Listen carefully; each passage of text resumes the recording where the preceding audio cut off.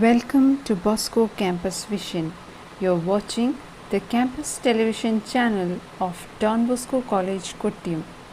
This lecture is on the prescribed syllabus of 5th semester BA English Literature and Language. Paper is Literary Criticism. In this lecture, I am going to deal with Samuel Johnson, and this is part 1 of the lecture on Samuel Johnson. Samuel Johnson, birth year is 1709 and death year is 1784. Samuel Johnson, often referred to as Dr. Johnson, was an English writer who made lasting contribution to English literature as a poet, playwright, essayist, moralist, literary critic, biographer, editor and lexicographer. Religiously, he was a devout Anglican and politically a committed Tory. The great literary titan of the Age of Transition, also known as Age of Johnson. Dr. Johnson is the spokesperson of the classical school and throws all the force of his vigorous and towering personality in the defense of tradition, order, discipline and authority. He is regarded as the last and perhaps the greatest neoclassical critic in English. He articulated the spirit of neoclassicism by freeing criticism from the excessive dependence on rules and regulations.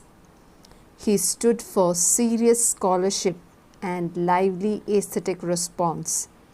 Johnson regarded as an important imaginative act. Criticism to him is the product of research into linguistic, biographical and historical contexts.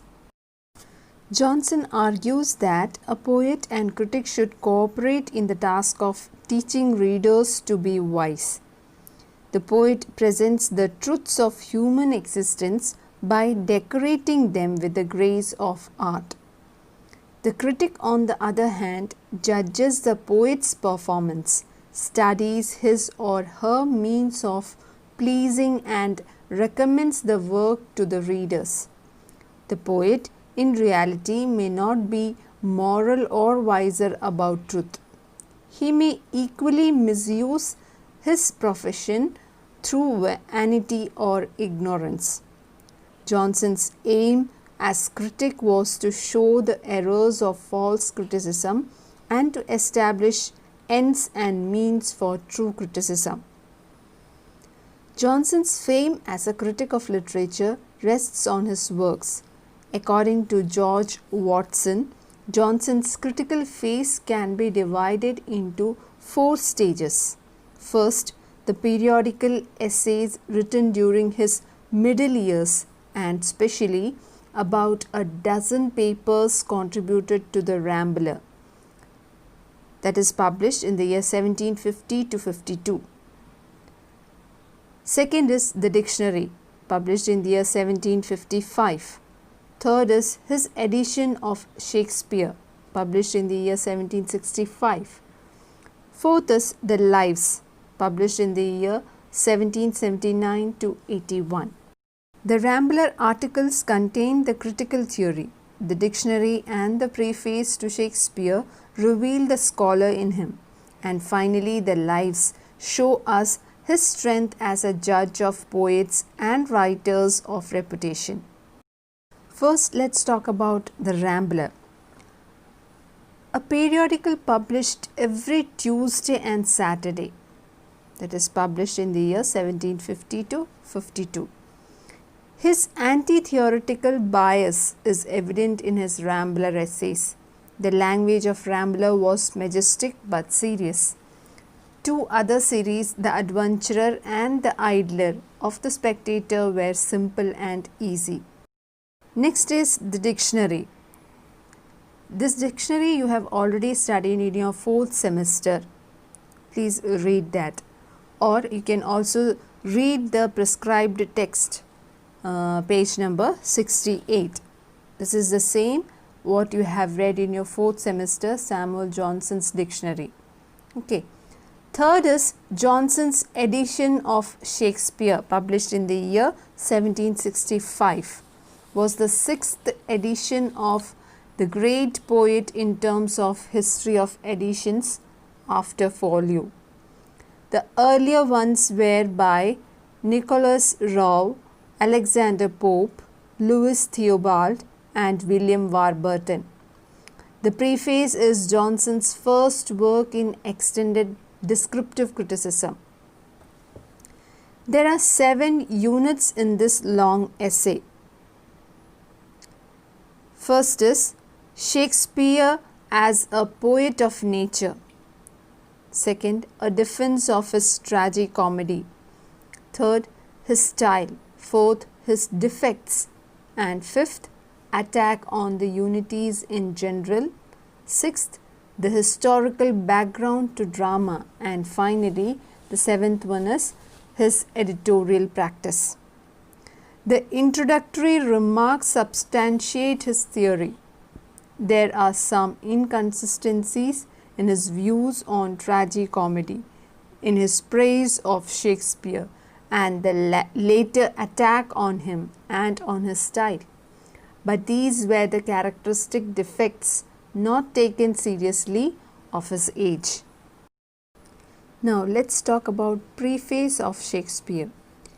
David Daches describes Preface to Shakespeare as one of the noblest monuments of English neoclassic criticism. George Watson calls it a brilliant exercise in descriptive criticism. Merits of Shakespeare.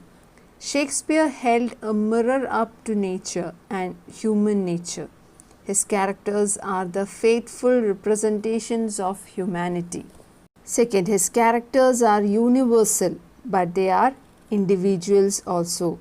The characters are also true to type, that is, age, sex, or profession to which they belong. His works are a storehouse of practical axioms and domestic wisdom, which offers a philosophy of great practical value in real life. Here, practical axiom. Axiom means established principle, or you can say necessary truth based on assumption, or a principle or proposition which cannot actually be proved or disapproved. Next is undue importance is not attached to any one passion. Love is only one of the many passions. The plays represent other passions as well. His characters are not exaggerated. He has no heroes, only human beings. Hence his plays increase our knowledge of human nature. Next is Defense of Tragicomedy by Dr. Johnson. Johnson regards the tragic comedy as more representative of actual life and a better source of instruction.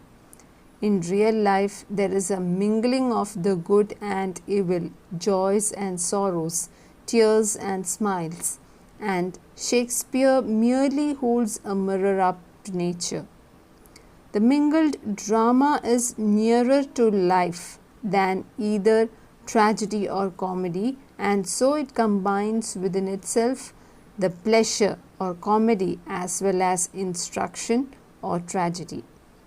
The interchange of the serious and the gay does not interrupt the progress of the passion.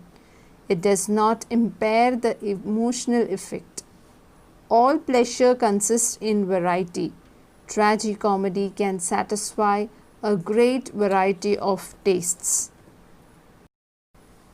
So, dear students, compare with the other authors while studying. Now, you have studied Defense of Tragicomedy given by John Dryden. Here you have studied Defense of Tragicomedy given by Samuel Johnson. Next is Faults of Shakespeare. First, he sacrifices value to convenience and is so much more careful to please than to instruct. Second, his plots are loosely formed. Third, there are many faults of chronology and many anachronisms in his play. Anachronisms means error in dating of an event or circumstances. Next is, often his jokes are gross and licentious. Gross means large or serious or vulgar. Licentious, that is disregard for accepted rules. Okay.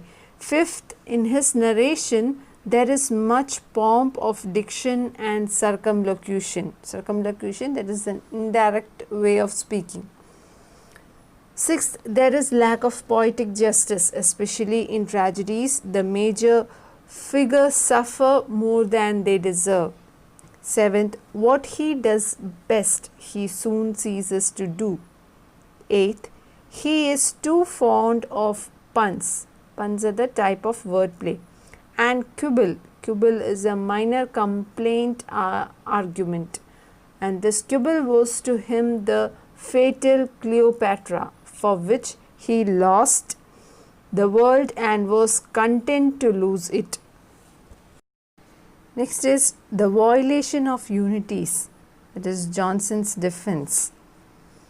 Shakespeare's histories are neither comedies nor tragedies. The only unity they need is consistency and naturalness in character, and this Shakespeare has imparted to them.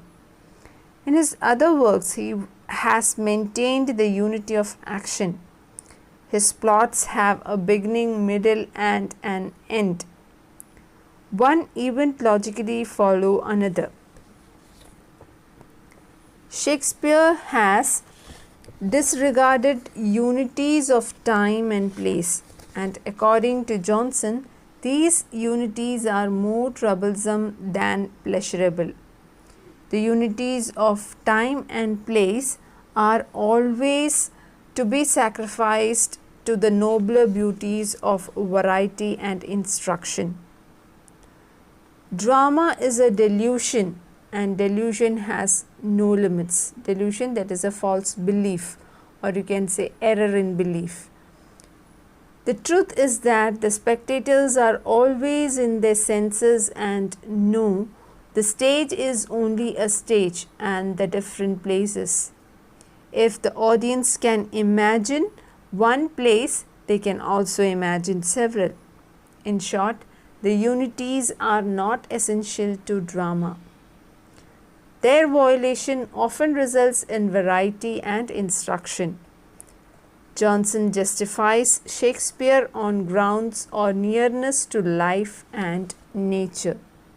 In this lecture, we discuss Samuel Johnson, his assessment of Shakespeare, and Samuel Johnson's defense of tragicomedy, etc. Do the given exercise and submit on time. Thank you.